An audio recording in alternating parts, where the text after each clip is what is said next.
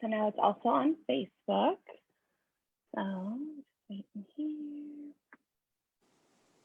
Perfect.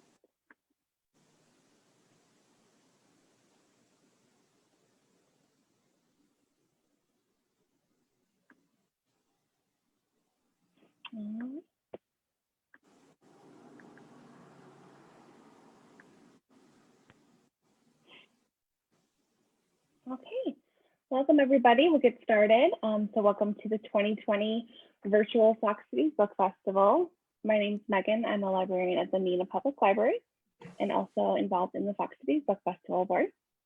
Our mission at the festival is to celebrate books, to create an engaged community of readers.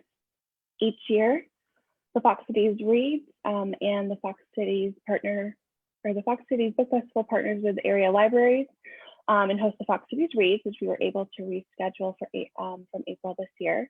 I want to give a thank you to our sponsor, the National Endowment for the Arts, for the Fox Cities Reads this year. The annual Fox Cities Book Festival is a week-long event. So we are on our last day, so thank you so much for joining us for so many events this week. We hold a variety of author events, workshops, panels, discussions, and more at local libraries and schools. The Fox Cities Book Festivals are always free and open to the public. We pride ourselves on connecting readers and writers with no barriers. This year, the 2020 Fox Cities Book Festival is dedicated in memory of Christopher Coons, a beloved Fox Cities Book Festival member, author, and a creative force in our community. Please join us for an event tonight for Sunday evening at 6 o'clock to learn more about the life and published works by Christopher.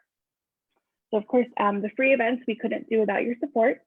We have so much support from our public libraries, for our school districts, and our fantastic community of readers with financial gift match programs and companies. We're so thankful for the support, and we want to take a moment to acknowledge them here.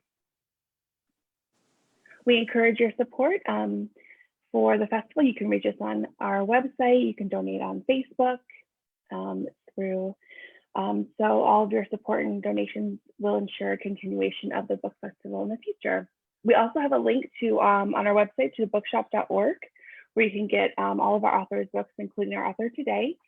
And you can purchase all of the works, and it'll link up to the Facebook and to celebrate, or to the festival and to celebrate all the authors. Please note we have a code of conduct during our virtual events. Any disrespectful behavior will not be tolerated. Failure to comply will result in your removal from the event. We want to make sure all of our events are enjoyable and valuable. We thank you for your cooperation. I'm so excited today to introduce our author. We've got a great event. So I'm going to pass it over. We've got Luke Geddes. Did I say that right, Luke? Yeah. Almost. But thank you so much. Let me pass the screen over to you, and then we'll get started. But we're really excited for your presentation. So let me stop this. Great. Well, thank you so much for joining us, Luke. We're going to pass it over to you now. Thank you. I just want to confirm, am I now in charge? Am I or am I passed over? Are people looking at me? Yep, it's all you. Okay, I just want to make sure, because I just see myself a little thing. Thank you so much for having me. I think that a lot of people, myself included, are disappointed and disillusioned with a lot of stuff going on this year, and perhaps most of all that I couldn't personally attend the Fox Cities Book Festival as if it were held as it would be in a normal year, because this is a homecoming for me as someone who grew up in Appleton, Wisconsin, and has spent a lot of time here. So, pretty much everything I've done across my varied career is just for this very moment to be here at the Fox Cities Book Festival. So I want to do a couple of things, and I know that with whatever time we have left over, we'll do like a Q&A, question and answer. So actually, when I go to these book events myself, my favorite parts are, there's two parts that I like, and I'm sort of bored by the rest. The first part I like is when the author talks about how they got their book published, what their path to being a writer and published writer is. And then the second part of any book event that I like as an audience member is the Q&A. So hopefully we'll have a lot of time for Q&As, and hopefully people will have some cues to provide. But before we get into that, I just want to talk a little bit about my book and about myself, and how perhaps my childhood and adolescence in the Fox cities in Wisconsin influenced the book and influenced, I guess, my career path as an author. So I guess I'll start by introducing the book. I'm holding it up here, Heart of Junk.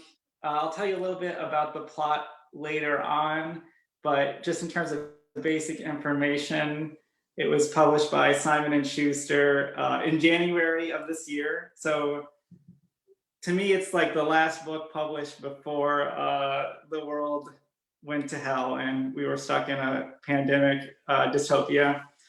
And so, it might be kind of nostalgic to read during these times, remind you of a time perhaps when book fests were in person instead of on Zoom. But before I get into the specifics of the book, I want to talk a little bit about myself.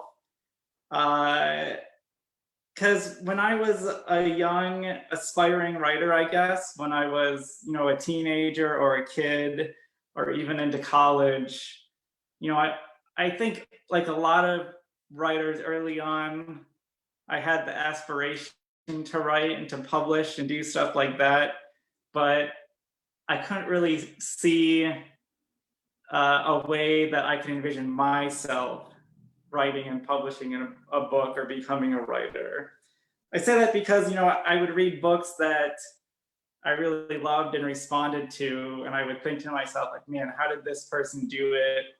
And then I would do research, or I would read about the author flap of the book, and I think like, I'd see writers where it would say like, this person went to Harvard University, or this person, grew up in New York City, and just all of these things that seemed like a million miles away from my life and my existence. Like I didn't really feel like I was born or fated to write and publish a book the way the authors of the books I loved seemed to, right? I wasn't going to be Vladimir Nabokov, for instance. So, what really bugs me a lot of times when I hear authors talk about like their path toward writing and publishing their book, they just make it seem like, well, of course they did this, they were meant to do it. They grew up when they were 8 years old, they wrote like, novels, and, they knew what they were doing from the very beginning, and they were very intelligent and studious from the beginning. And that's definitely not me or my experience. I read a bit as a kid, but I was, someone who watched TV for like 8 hours a day. And I think in a weird way that influenced my writing and my books. But I just want to say, like, I wasn't precocious. I wasn't someone who really knew what he was doing. But somehow, I managed to write and publish this book and become a writer nevertheless. So I say that to be, I think, encouraging. I think a lot of people who attend these events are probably people who aspire to write and publish books themselves. So I just want to say, if I can do it, if an idiot like me can do it, I think pretty much anyone can.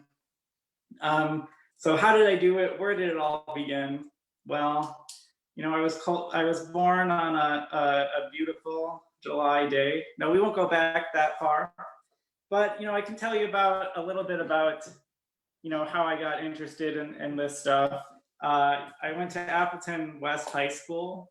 That's probably not of interest to most people at most book events, but because this is the Fox Cities Book Fest, I suppose that might interest some people. So, really representing the Appleton West terrors through and through. Again, I always liked English classes, but I wasn't like a particularly amazing or impressive or studious student of writing. It was something I liked and I was good at, but it wasn't something I was like single-mindedly focused on from a young age. After high school, I went to University of Wisconsin Oshkosh, so not too far, kind of Fox Cities adjacent. And throughout high school and throughout college, I think I had some very influential teachers in the realm of writing who sort of made it feel like there are real people who actually write books, and they're fairly normal usually. But really, the big thing that made publishing feel accessible to me was the idea of a literary journal, right? So these are small publications that publish individual short stories from various authors. They're often housed or sponsored by various universities. Like, I believe UW Oshkosh's journal is just called the Wisconsin Review. And to me, that was like the real breakthrough, the idea that these literary journals were out there. They would publish stories by people who you hadn't heard of, and that you didn't need any special connection to access the editors of these journals. You didn't have to have an agent. You didn't have to know some like famous writer. You didn't have to know someone who worked in the New York publishing industry. You could become a published author without really knowing what you were doing. So that was like, I don't think I would be here with a big Simon & Schuster published book if I wasn't able to take that smaller, more accessible step towards writing stories and publishing them in literary journals. Because again, I felt like the distance between where I was and the authors that I envied was insurmountable. I couldn't figure out how they would do it. It seemed like you would have to be born a great writer to be able to publish a book. So just sort of to speed through, like I continued focusing on that, publishing in literary journals, working on short stories for a few years. I pursued graduate education in English and creative writing, which I don't think is something you need to do to be able to be a writer or to publish a book, but it was a help to me because it gave me kind of permission and time to work on my writing. So, I might get into this a little bit later, but I think that's really key to writing a book, is just giving yourself the permission and making yourself feel that it is a useful thing to do with your time. So just to fast forward a little bit, I don't want to go too in on this. If you're extremely interested in the nitty-gritty parts of my fascinating life, feel free to ask in the Q&A session. But basically, I want to jump ahead to this book and how I wrote this book, how I published this book, Heart of Junk, through Simon & Schuster, right? So if you would have told me when I was 18, 19 and just dreaming about being a writer that one day I would have a book published by Simon & Schuster, I really couldn't imagine anything better. In the world of publishing, there are what's called the big five publishers. So these are the humongous corporations that publish most books and get most books into bookstores like Barnes and Noble and Conkeys, RIP, gotta represent Conkeys. I couldn't imagine anything better, but again, it seemed like something that was basically impossible to do unless you were born to do it. But in any case, thinking about how I came to write and publish this book, I guess I'll just go through like the basic questions. How long did it take to write? It took about 7 years to write it. And that was really just working on it a little bit at a time over the course of 7 years, sometimes taking a break, things like that. And once I had a complete draft of the book, it was almost like, even though I had accomplished a lot by that point, it was almost back to where I was 16 or 17 or 18, where I really felt like, okay, I wrote a book, but how is this book supposed to become a real thing? How can I possibly get this actual book published? I don't know anyone. I've never been to New York City, where all the publishers are located and where most people who work in publishing are. I don't know anyone famous to do a favor for me. So how am I supposed to get this book published? And again, it really just took the small but difficult step of finding an agent. So, in the world of publishing, when it comes to the bigger publishers, you need to know someone who will work on your behalf to represent the book and try to sell the book to editors. And much like literary journals, the good thing about that is that there are a fair number of agents who will take submissions, or they're called queries, from anyone. So you don't have to be famous, you don't have to know anyone, you don't have to have any secrets.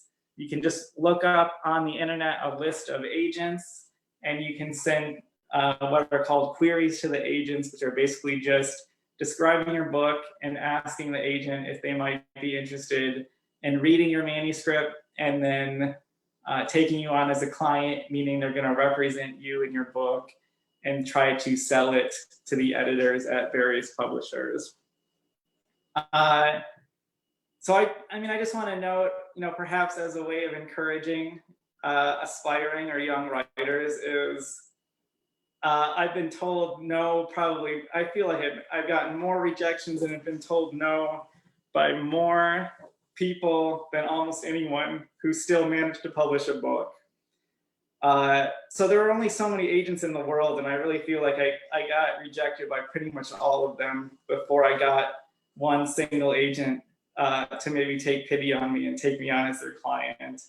I hear a lot of stories about authors who say, I wrote this manuscript, I sent it to my top 5 agents, 4 of the 5 wanted to represent my book and sell my book, et cetera, et cetera. I really feel I had gotten rejected by 150, 175, 200 agents before finally one single agent.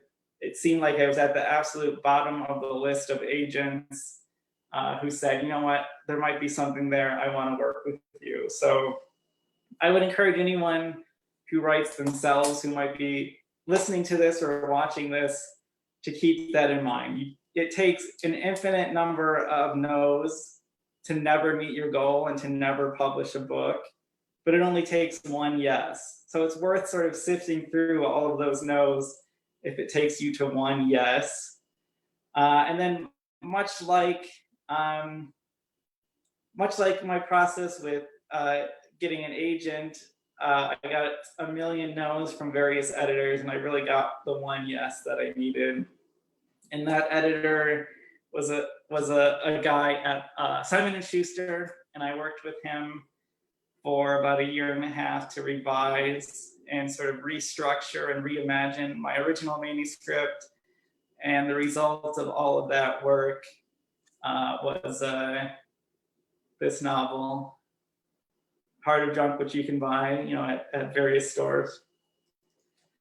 Okay, so let's talk a little bit about the book itself and what it's about. And I also want to talk I sort of tease this as the title of this event, is well, what does this book really have to do with, or how was it influenced by my time in the Fox cities? Because again, it's really deeply meaningful for me to be here at the Fox Cities Book Fest.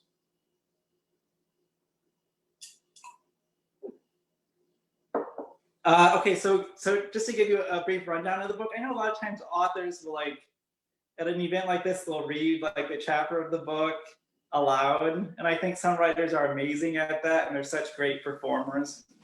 But I'm not a performer in that way, so I'm not going to do that. But I will give you sort of just a general sense of the book and what it's about. And one of the best things about this book, maybe even better than the writing itself, is that like all great books, it has a map on the inside cover.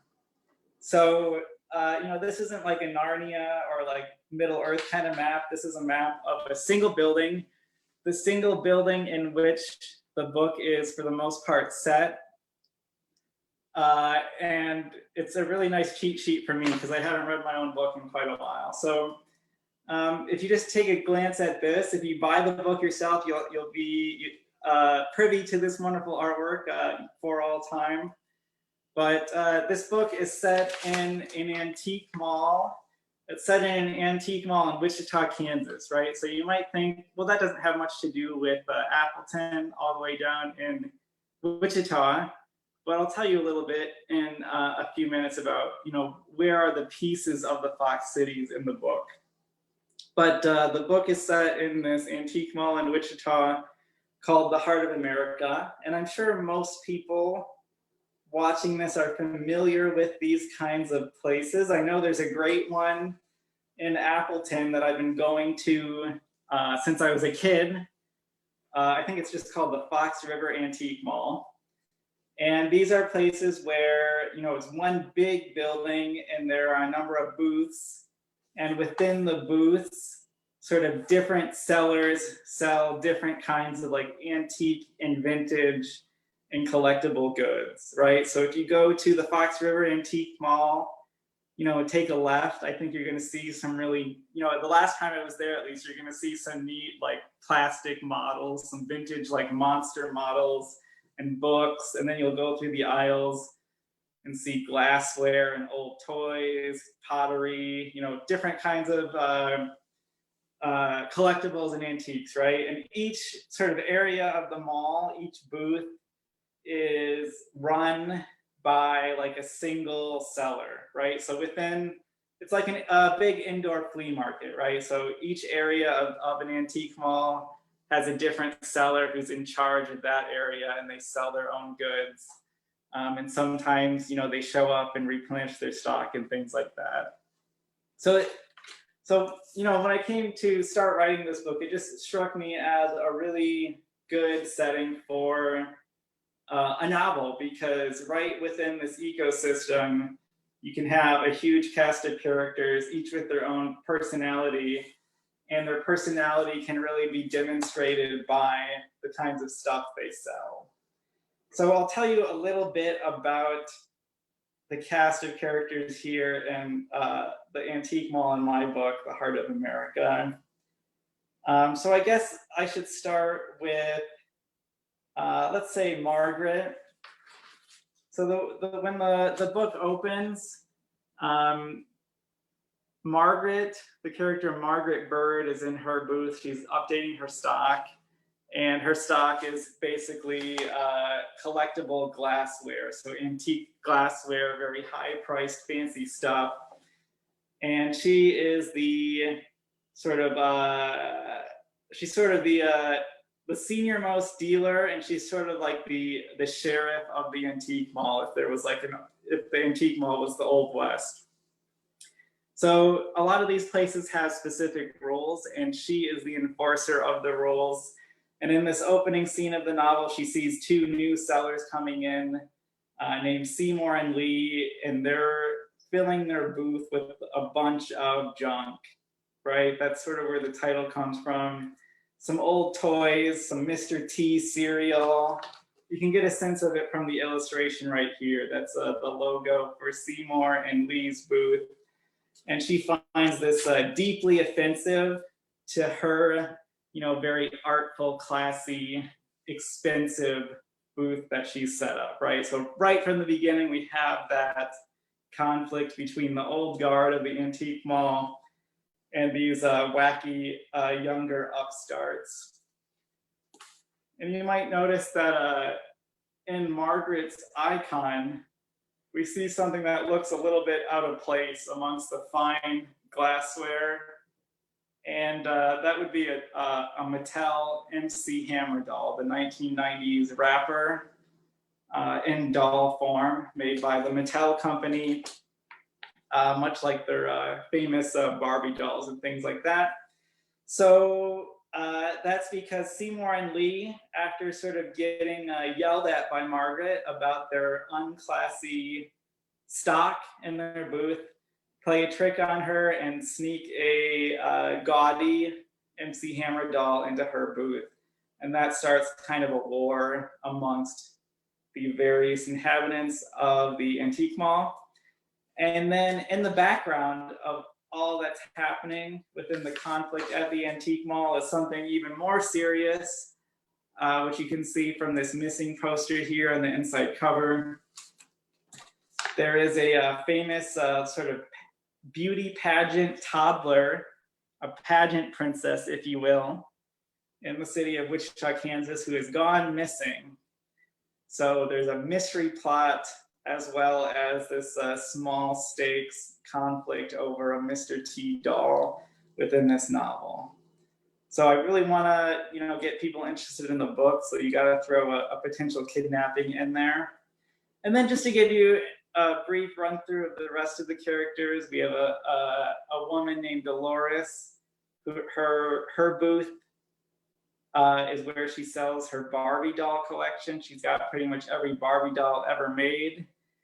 And, she kind of hears them talk to her in a weird way, in the sense that you wonder if she's really hearing things or perhaps she's going crazy. We've got a sad old man named Ronald who collects postcards. And he's the kind of guy who is just so desperate for other people to become interested in his hobby of collecting postcards. And he's just trying to turn on any young passerby onto this wonderful world of postcard collecting. And then we have, let's see, who else do we have?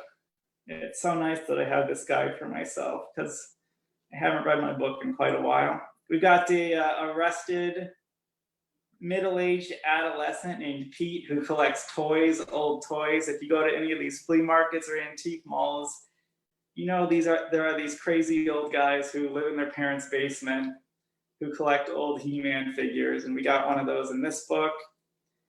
And then we have, finally, I guess, a wheeler and dealer named Jimmy.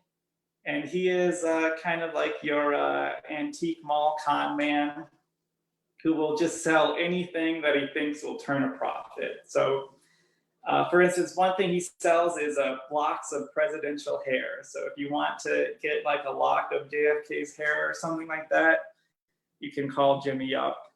And that's really just a small sampling of kind of the wacky cast of characters within the book, but I trust that I've gone over it enough to really entice you and get you interested. Or maybe not. Maybe now like, that sounds like a book I definitely don't want to read. And if so, that's good. You can read a better book. Okay, so the book is set in Wichita, Kansas, because that is where I went to graduate school, where I got my master's in fine arts. And I live in Cincinnati right now. But Appleton, Wisconsin, and the Fox cities in general were nevertheless a huge, huge influence on the book. So the first time I ever went to an antique mall and was the aforementioned Fox River Antique Mall, which I used to go with my parents when I was very, very young to, even recently.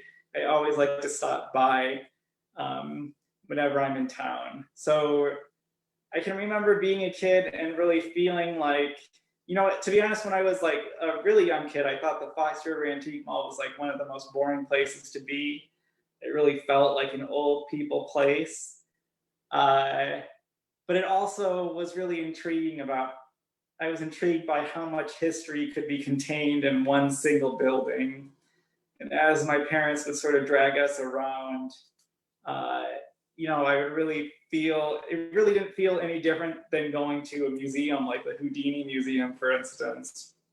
And so, I guess you could really trace the book back all the way to those trips when I was, 5 or 6 or 8 or however young I was, going through this building and getting a sense both of social history, cultural history, as well as personal history, because any booth is really the biography of the person who is in charge of that booth, right? You're seeing kind of a history of all the things they've collected and all the things they've owned.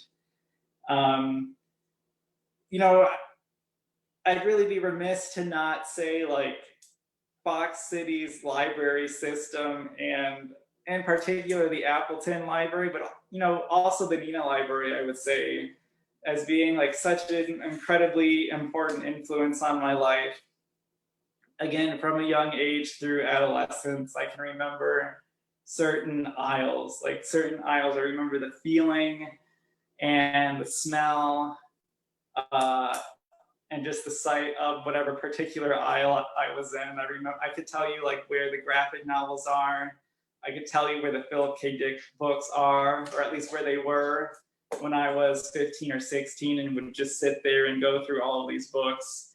You know, I wasn't the best student in the world. I wasn't that interested in school for the most part. I sort of did the work I had to do so that I could move on and focus on the things I was interested in. And, you know, so much of my adolescence was just trawling these hallways of the Appleton Library, the aisles rather of the Appleton Library, and seeing all the things I could find, be they books, be it art, music, video. You know, I think writers are as much like their tastes, the things that they like as readers and as music lovers and film viewers and things like that, as they are writers. Those have as much of an impact on what they write as sort of like the classes they take in writing or the teachers they have. And I really think the Appleton Public Library is probably more important than any teacher I've had in terms of my writerly and intellectual development. A big strand of the book has to do with record collecting. So the book is really built around these various characters who are obsessed, maybe to the point that they almost ruin their lives with whatever they collect. So for that reason, a lot of people who work in the realm of like flea markets and vintage resale, they seem to respond to the book because they relate to it. And the character of Seymour is a major record collector. And there's a lot in that character, I think, that comes from my experience as a kid in Appleton, exploring these weird record stores and these weird resale environments. So if I recall correctly, near the Appleton Public Library was a record store called New Frontier on Durkee Street. And to me, that was, you know, probably if anyone ever asked me, maybe when I win the Nobel Prize or something like that, what were your two greatest influences? I'd probably say Appleton Public Library, number one. Number two is the New Frontier record store on Durkee Street in Appleton, Wisconsin, now sadly defunct. I think it's been closed since 2008. Yeah, I mean, not to get sentimental, but you know, I can't really think of anything more meaningful to me. There's even a moment in the novel where the character of Seymour is reflecting on being a kid, being a teenager, and sort of looking to these weird old guys at record stores as like idols of like, this is what a cool adult with integrity is like, and they know everything. They have knowledge about everything in the world, especially music, and they're the most enviable, admirable people there are. And there's a moment where Seymour remembers a guy at the record store talking to him about the Monkees' Headquarters album, and how there's a weird variant of it where in one version of the record on the back cover, the Monkees are clean shaven. And then in another version of it, the Monkees have beards. It's known as the beard variant of the Monkees' Headquarters album. And that's something that I took directly from the guy at New Frontier Records in Appleton. He told me about the beard variant of the Headquarters album. And I really think that's a good place to end my talk here, to tell you, you know, I owe it all to New Frontier Records, and everything I know about writing comes from learning about the beard variant of the Monkees' Headquarters album. So hopefully people have questions after listening to me ramble on for a while. I would love to answer any questions you have.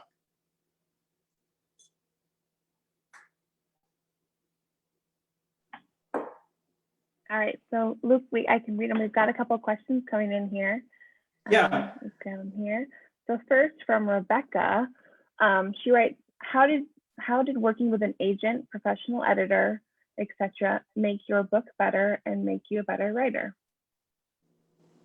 Yeah, that's a great question. I think the eternal struggle for any writer at any level is the kind of impossibility of being able to see the difference between what you want and what you hope your writing to be and what it actually is.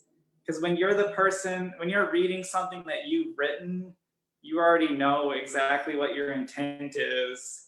So it's very hard for you as the writer to identify the places where that intent isn't being met, because your mind just naturally fills in the holes of like, well, I know what this character looks like, I know why I did this, but you can't trust yourself as a reader, ironically, because you're not able to read what you've written as if you didn't write it. You can a little bit, I think, if you spend a lot of time apart. Like if you like put it in a drawer for a few months or a year, you can almost mimic that that reader. But what you really, really need is a trusted reader who is able to read your work as it is, but at the same time kind of be your cheerleader and your advocate. So you don't necessarily need an agent or editor to do that, a professional agent or professional editor. Like before I had an agent, I had friends and peers who I trust more or as much as an agent or an editor.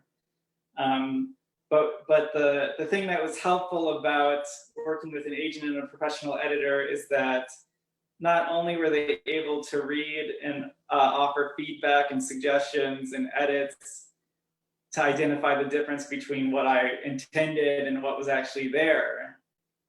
The extra thing that an agent and editor gives you is like a sense of purpose, where you're not just polishing this thing and polishing this thing and revising this thing for the sake of working on it, but toward a specific goal, right? With the agent, the specific goal is to put it in the shape that the agent thinks they'll be able to sell it to an editor.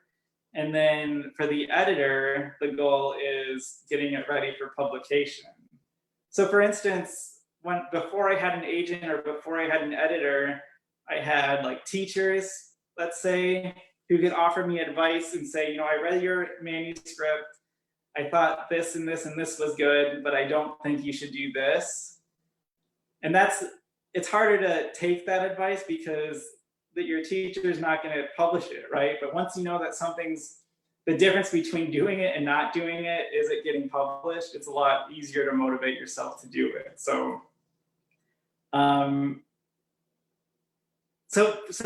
I guess in a nutshell, just to summarize, the main thing for me with working with a professional editor, besides the fact that this is someone whose whole job is to get books ready for publication, so they're absolutely trustworthy and they seem to know what they're doing, is that they give you a sense of purpose, that the reason you are developing this, the reason you are making these changes is so that the book can be published.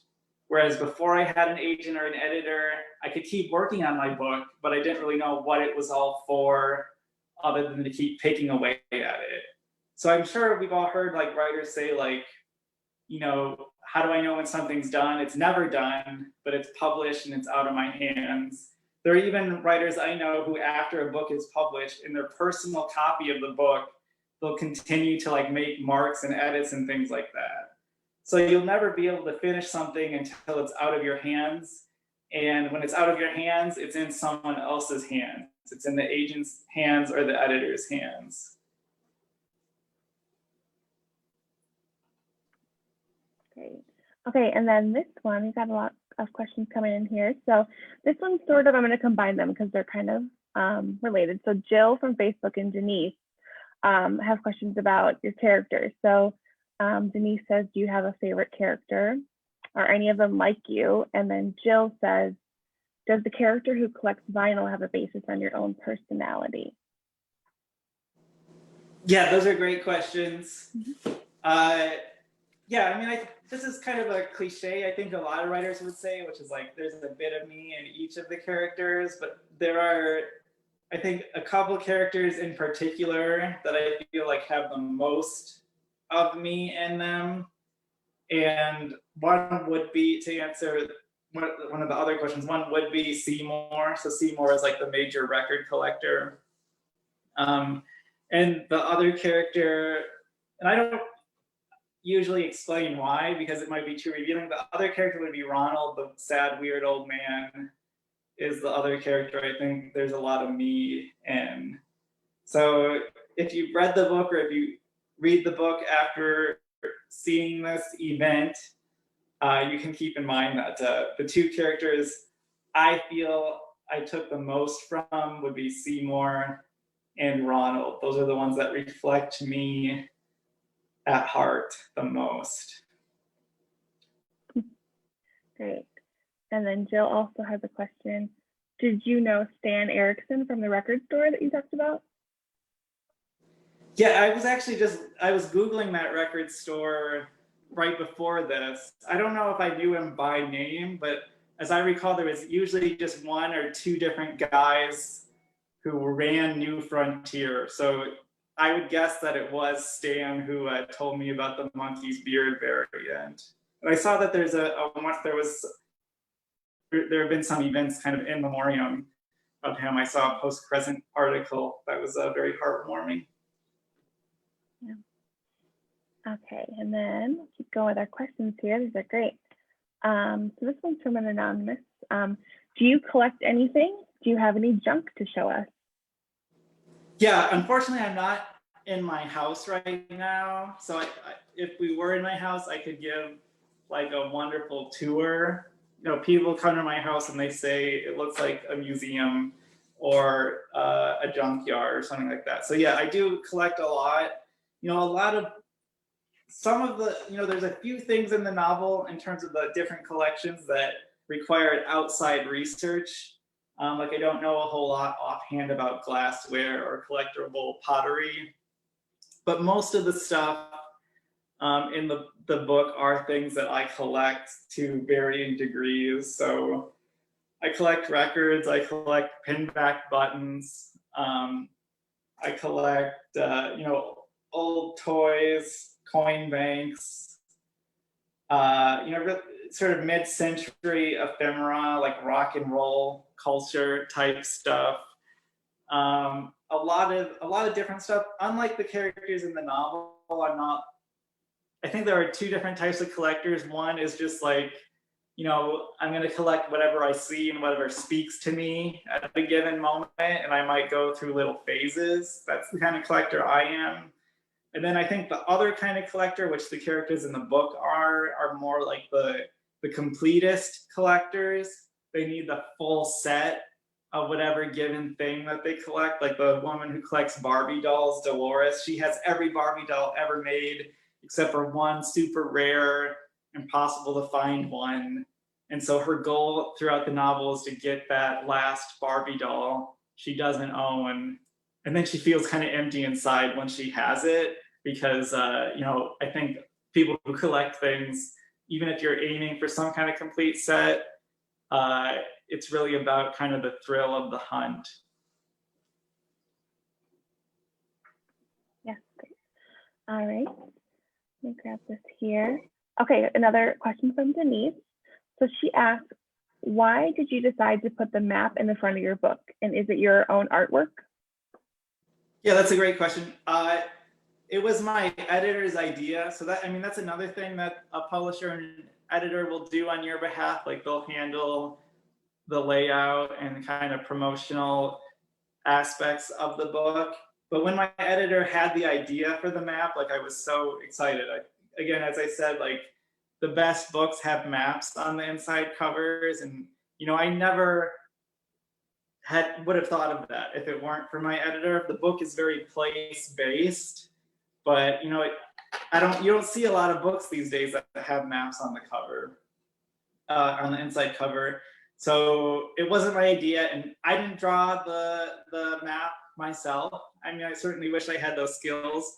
I did select the artist though, which was something I feel very privileged to have done, because a lot of times the people at your publisher will sort of decide that stuff on your behalf. But they did actually let me recommend an artist named Daniel Benayan. I'm not sure if that's how you pronounce his name, but if you look on the back flap, it says in paper artwork by Daniel Benayan. So you can look him up on the internet. And he, to me, we couldn't have gotten a better artist or a more appropriate artist for the book. To me, it's really my favorite part of the book. It's much better than any of the words in the book. I would buy the book just for the map. And I did buy the original art for the map from the artist. I thought if anyone should own it, it should be me. So that's like a kind of another thing within my collections at my home. I have the materials for the map framed and on the wall. That's great. I was going to say, do you have a poster of it? Or that's what I would want. Okay, some more questions coming in. So this one's from Facebook. So they're asking, are you working on the novel now? And will the Appleton Library make an appearance in a scene? That's an interesting question. Yeah, I wonder. I sort of have my tribute to New Frontier in this novel. So yeah, actually, maybe now I am working on another thing. It's going slowly, but maybe because you asked that question, I will put a little tribute to the Appleton Library in it somehow. Great. And this one here. Okay. So this person asked, you mentioned that early in your writing journey, feeling that literary journals were the only place you expected to publish, not living or growing up in a place like New York and having an inside connection to the publishing industry. So she asked, can we find your early works in literary journals or other publications? Yeah, if you go to my website, you can find like a list of stories, and I published a story collection that has a lot of them in 2011, and that was on like a small press, so it's a little bit hard to find that published book, but it's still out there. You can probably find it on various used bookstores online. So yeah, I would just go to my website. It's just lukegeddes.com. And you can find the early work. The novel's better though. I'll say, like, if you're gonna start somewhere, start with the novel, and then if you want to work your way back to the the early stuff, have at it.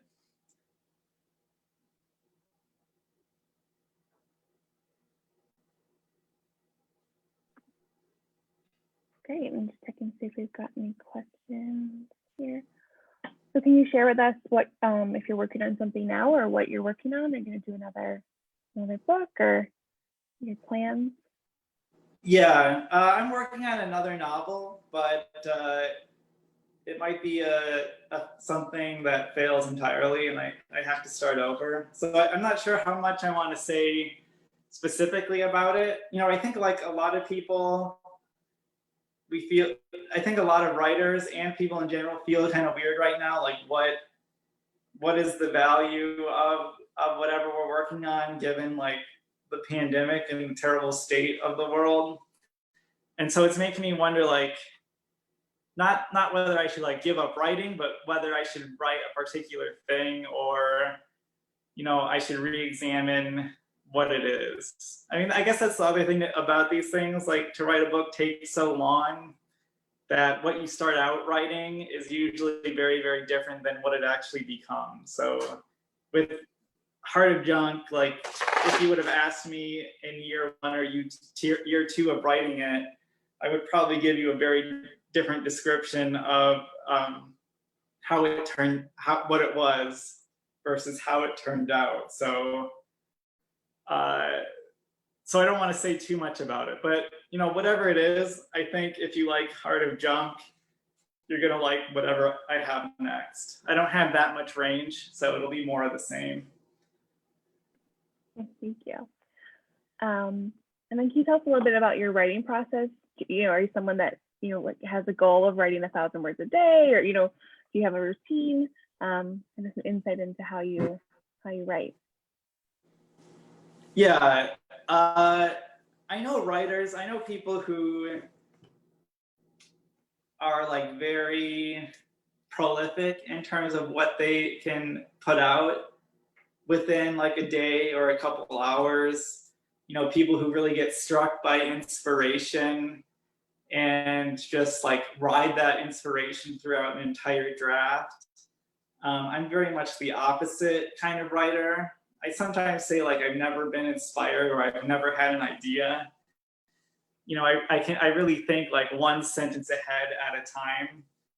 So in a nutshell, you know, when I'm really focused on my process and I have regular time to get writing done, my goal is always like on a daily basis is always like very, very small, pretty small. Like basically the way I wrote Heart of Junk for the most part was 2 handwritten pages a day, 4 or 5 days a week. So 2 handwritten pages, that's not a whole lot. That is maybe like 250 words or so. But, you know, within a month, 2 handwritten pages a day, 5 days a week. If my math is right, that's 40 pages. Within, you know, a few months, that's like 160 pages or 200 pages. And that's really the way I do it. And it's, you know, a lot of people, I think, a lot of writers better than me, maybe like they love the feeling of writing, like it's a fun thing they're doing with their imagination. They're going on an adventure and they're really enjoying every moment of it. Again, I'm the opposite. To me, writing is uncomfortable. You know, it always feels like I'm squeezing blood from a stone. The blood being like actual words and things happening. You know, not that it's like never fun or interesting. It's just always, you know, I'm not like a George R.R. Martin where I have like entire worlds in my head. I'm really building it out one scene at a time or one paragraph at a time. And so for a first draft, I really just have to give myself a very easy, accessible, short goal. But then once I build up, you know, if I repeat that process 250 words a day over and over and over again, eventually I'll have enough raw material that can be shaped into a book. But, you know, and then there's like a belabored rewriting and revising process, which is a lot less consistent and hard to explain. So I guess I'm focused more on, you know, how do you get a full draft of something?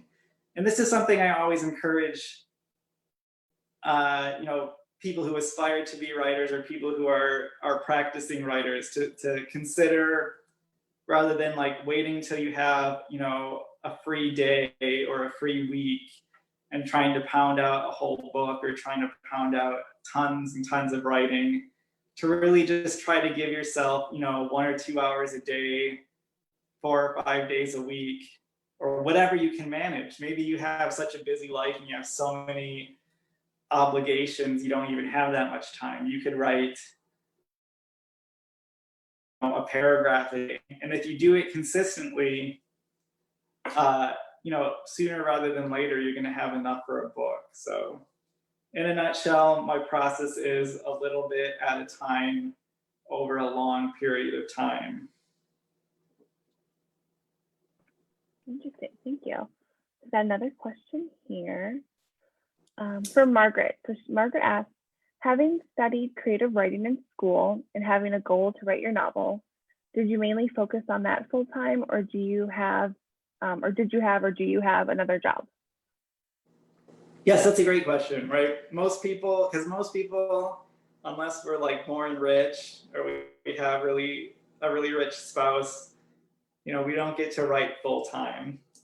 So yeah, you know, even when I was in school, I would say the majority of my time was put toward work. The good thing about a lot of graduate programs is like you're able to teach within that department. So for me, the English department.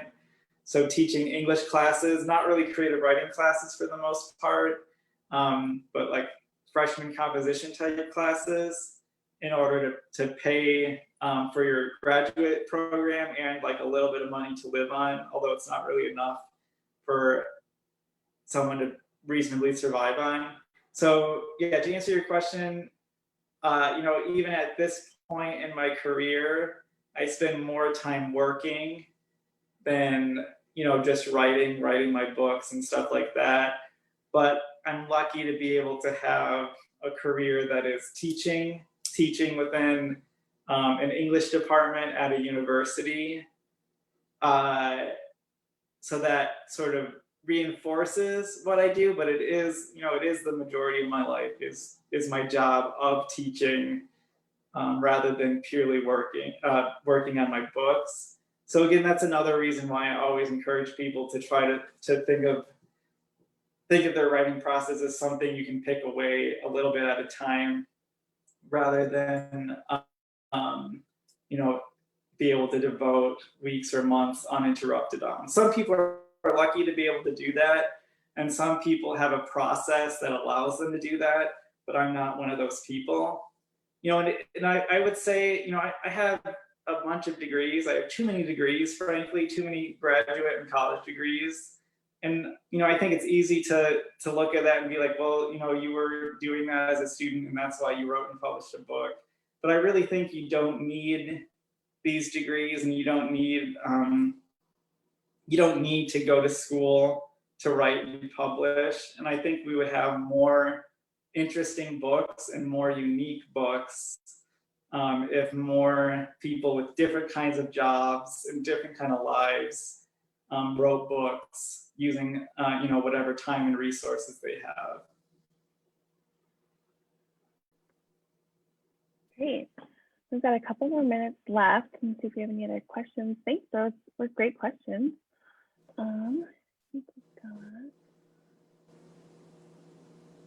Yeah, I don't see any more questions coming in here. So as you said, we can find you on your website. Do you have any other social media? Are you active that we can follow you on there? Twitter? Yeah, I'm on various social media things like Twitter, and that's all on my website. You could that's Okay. like your one-stop shop for Luke Geddes fans. The 2 or 3 of them that are out there is my website. Awesome. Well, great. Let's turn my. Okay. Well, thank you, everybody. So also bookshop.org. You can go get Heart of Junk. Luke's book is on there. So I'm looking forward to reading it, and then wanting to go collect a bunch of. I feel like it'll probably make me want to go to a craft fair. Yeah, go to Foster Antique Mall, when you're done with the book. Inspire that. Well, thank you so much. I don't see any other questions coming in, but thank you everyone for attending. Thank you, Luke, for a fantastic presentation. It was really interesting, and we are so happy to have you participate. Yeah, thank you so much. Hopefully one day we'll be able to do it in person. And thanks for bearing with whatever I said during that talk. It was kind of a fugue state for me. We were really happy to have you participate. Yep, and you're hopefully soon in the future we'll be able to have you in person, even at the Appleton Library. We can have have you for the festival. Yeah, but next time we're trying to decide on like the community read or whatever, think about this one. Yeah, we'll keep it in mind. Well, thank you so much, everyone, for attending, and we'll see everyone at other events. And thank you so much, Luke. This was great. Yep, thank you so much. All right, bye. Thank you.